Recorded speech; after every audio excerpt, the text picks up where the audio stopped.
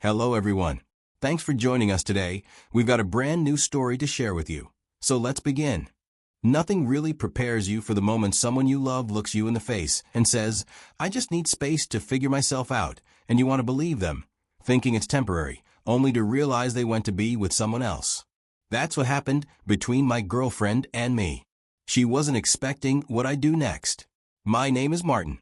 I met my girlfriend, Natasha, when I was still in college, and for a while, I really believed she was the one. We ended up being together for 4 years. It was a relationship I genuinely poured myself into. And maybe that's why what happened later hit me the way it did. Before Natasha, I'd been through a handful of relationships, and let's just say, emotional situations that never led anywhere good. Either the connection wasn't there, or the effort was too one-sided, or people just weren't honest about what they wanted. After a while, I started to feel like maybe love just wasn't in the cards for me. So, when Natasha came into the picture, it was like someone had finally exhaled after holding their breath for too long. I fell hard for her. I'm not ashamed to admit that. I loved her with everything I had. Even when work got hectic, I carved out time for her. I wanted her to feel seen, appreciated, and supported. Eventually, it made sense for her to move in with me. I really thought we were building something that could last. But here's the thing. Sometimes when you're deep in it, it's easy to miss the subtle signs. I remember one of my close friends pulling me aside one day. He just said something simple. "Martin, it kind of seems like you love her more than she loves you. Just be careful, all right?" I brushed it off immediately. I laughed and said he didn't know her like I did, that I had it handled. And truthfully, I believe she was just a bit reserved and that I understood her in a way no one else could. After dating Natasha for nearly 4 years, I thought I understood her. I thought I could read her. But nothing prepared me for the way things changed after we visited her parents. I had it all planned out. When we visited her parents, I was preparing to propose. I had a ring. I wasn't going to propose at their house yet. But I wanted to get her parents' blessing, meet them, get a feel for her background, then come back and ask her to spend forever with me. The visit itself was fine. Her parents were warm, polite, and even welcoming. I didn't sense any friction. No side eyes, no awkward questions. I walked away thinking, all right, this is a green light. But almost immediately after we got back, something changed in Natasha. She got distant, less affectionate, and less present. Her phone was her new best friend, and conversations with me became short, like I was inconveniencing her. At first, I chalked it up to women being women, or maybe something unrelated. But this wasn't a one-day mood. It stretched into days. A whole week of silent dinners, cold responses, and no real engagement with me. I'd sit next to her, and it felt like I was sitting next to a stranger. So that weekend, I decided to stop pretending like I didn't feel the chill in the air. I asked her as gently as I could, "Hey, what's going on? You've been off lately." She looked at me like I was making stuff up. Said, "Nothing." And that really messed with me. It was like she was trying to convince me that what I was seeing and feeling wasn't real. I was being gaslit. She knew she was being different. She just didn't want to admit it. And rather than drag it into a full-blown argument, I told her, "Okay," and let it go. But inside, I couldn't shake the feeling that's building up. Then the next day, as I was still sitting with that unease, she told me she was going to her parents' house, and that she wouldn't be coming back for a while. At first, I thought maybe she just needed a breather. But when she said she wanted a break, didn't want any contact while she was away, that was the red flag I couldn't ignore. So I asked her, "Why no contact? If you're just figuring yourself out, why can't we check in?" And she looked me dead in the eye and said, "It's about me. I just feel lost lately. Please respect that." And again, in that moment, I didn't want to argue. I didn't want to force someone to stay who wasn't sure they wanted to be here in the first place. So I said okay. I respected it. That first week, it tore me up.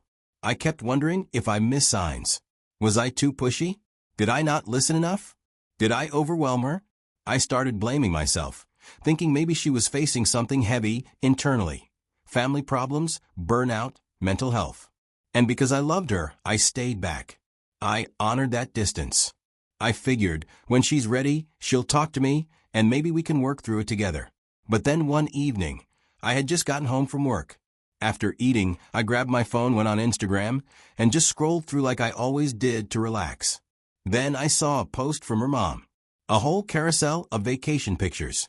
The caption said something like, "Much needed escape with my favorite people, 2 hearts, hashtag family first, hashtag blessed life."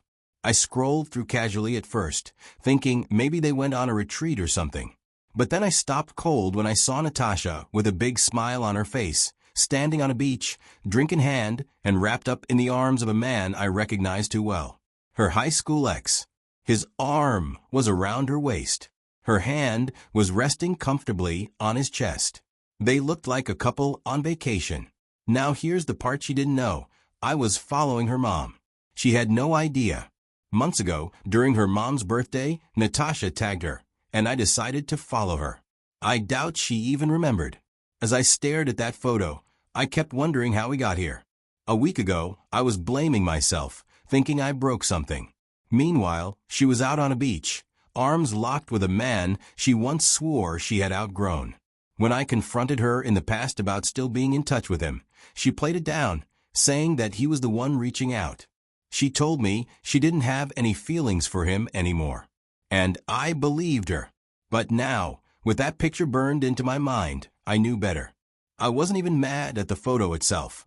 I was mad at the betrayal of trust. The manipulation. The fact that her parents, who knew I was her boyfriend, were okay with parading her ex around on a trip while I sat at home trying to figure out where I went wrong. It wasn't just a break. It was a lie wrapped in a pretty excuse. And in that moment, I just knew she had already left me. She just didn't have the courage to say it out loud. That night, I didn't sleep a wink.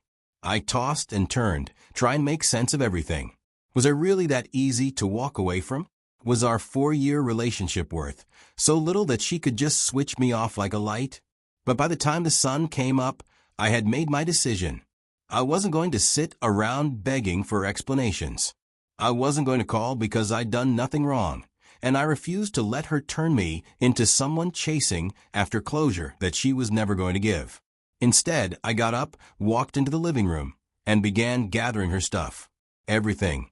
Her shoes, her hair products, her favorite mug, even the little notes we used to leave for each other on the fridge. I boxed all of it. Not out of spite. Out of necessity. Because if she could disappear like that, smiling in another man's arms, then I could choose to disappear from her life too. I printed out a shipping label with her parents' address, paid extra for tracking, and selected the option that required a signature on delivery. I wanted her to sign for it. I wanted her to physically receive the message I wasn't going to say out loud. We're done. And when I sealed the last box, taped it up, and handed it off to the courier, I felt something shift inside me. It hurt. But it also felt like I was reclaiming a piece of myself she had slowly taken for granted. 2 days later, my phone rang.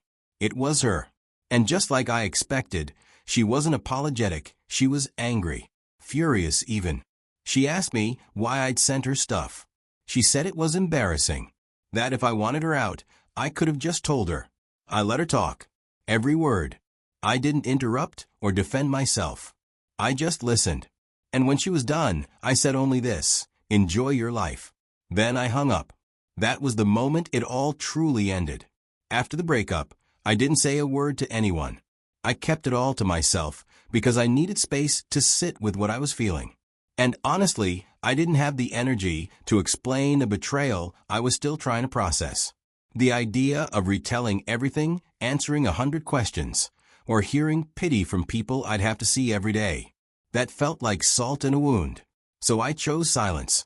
I threw myself into work, into routine, into anything that helped me not think about her. But healing isn't linear. Some mornings I felt okay, like maybe I was starting to feel normal again. Other days, I'd wake up with a pit in my stomach for no clear reason. But even through all that, I held the line. I didn't reach out or check her page. I didn't fall into the trap of hoping for closure or one last conversation. I knew where that road led, and I had no intention of going backward. Then, nearly 2 months later, I got a simple message from her: I miss you. I stared at it for a while because of how familiar it felt. But I didn't reply. I just left it on read. The silence that followed must have rattled her, Because more texts came. Why did you end the relationship? Please just say something. Still, I said nothing. My peace was finally growing, and I wasn't going to let her words pull me back into confusion. When she asked if we could meet up, I told her no. When she asked if I could at least pick up her calls, I told her flat out to go be with her guy. That's when it clicked for her. That I knew. That realization opened the floodgates. She started sending voice notes one after another, saying her parents pressured her into spending time with her ex. That they preferred him because he was from their world. That they'd always hoped she'd go back to him. She claimed it wasn't her choice, that she was just going along with it because of the pressure. She said she never actually wanted him. I listened, and then I asked one simple question. So it took you 2 months to realize you didn't want him? Silence on her end. I told her to stay away from me, that I was over her, over the lies, over the noise. I just drew a line that I should have drawn earlier. She sent one last voice note, sobbing, begging me to forgive her, but I was done hearing it. I deleted the messages, blocked her number, and sat there in that stillness. By the time the dust settled and the emotional noise died down, I found myself sitting with my thoughts. I won't lie to you and pretend that it didn't hurt. It did. Being left without real closure, watching someone I loved trade our history for comfort with someone from her past, that kind of thing messes with your sense of self. I've had a lot of time to think. So here are things I learned from this whole mess. 1. If someone asks for space, give it, but don't stand frozen in place. I respected Natasha's request for a break. I gave her exactly what she asked for. But in doing that, I also gave myself time to see the truth. If someone walks away from you, don't just wait for them to come back. You're allowed to keep living, keep growing, and most importantly, keep healing. 2. Never ignore the small warnings, especially from people who care. That friend who once told me I loved her more than she loved me, he wasn't judging. He was trying to protect me. Sometimes the people around you can see what you're too emotionally invested to notice. It doesn't mean they're always right, but you shouldn't always be so quick to dismiss what they're saying, either. 3. Loyalty should never feel like one-sided labor. I poured into our relationship like it was a garden we were both tending. Turns out, I was the only one watering it. And that's a lonely place to be, especially when you don't realize it until it's too late. Love should be mutual. Effort should be mutual. If it feels lopsided, it probably is. 4. Closure is something you give yourself. She never gave me answers.